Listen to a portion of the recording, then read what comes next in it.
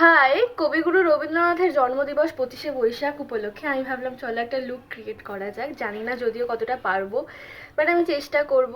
তো আজকের এই লুকটার জন্য আমি নিয়ে নিয়েছি একটা তসর পিওরের একটা তসর শাড়ি। এই শাড়িটা ভীষণই সুন্দর। তো চলো লুকটা ক্রিয়েট করা যাক, বাট লুকটা ক্রিয়েট করার আগে সবার আগে পরে নিতে হবে শাড়িটা। তো চলো শাড়িটা পরে আসি। তো গাইস, আমি এখানে শাড়িটা পরে চলে এসেছি।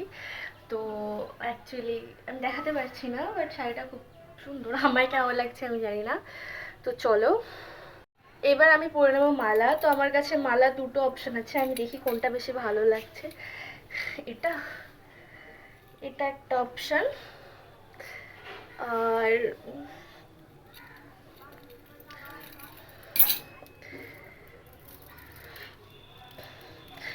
এটা একটা অপশন। আমি বুঝতে পারছি না আমার কোনটা বেশি ভালো লাগছে।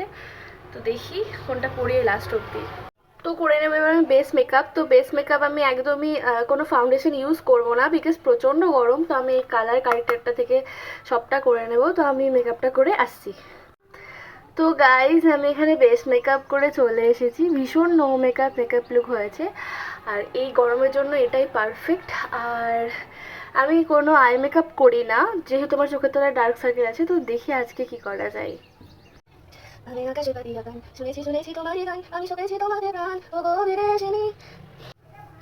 তো আমার এখানে সব হয়ে গেছে। আমি এর থেকে বেশি কিছু করতে পারবো না, সম্ভব নয়, বিকজ প্রচণ্ড গরম। তো আমি জাস্ট লিপস্টিকটা পরে নেবো, দেন আমার ফুল লুক কমপ্লিট হয়ে যায়। So guys, this is my final look. তোমরা কমেন্টে লিখো কেমন লাগছে আমাকে, আদৌ ভালো লাগছে কিনা। যাই হোক, তো কবিগুরুর জন্মদিবসে অনেক শ্রদ্ধা ও প্রণাম আমার কবিগুরুকে। ভিডিওটা ভালো লাগলে পাশে থেকো, সাবস্ক্রাইব করো, ভুল ত্রুটি মার্জনীয়। Thank you.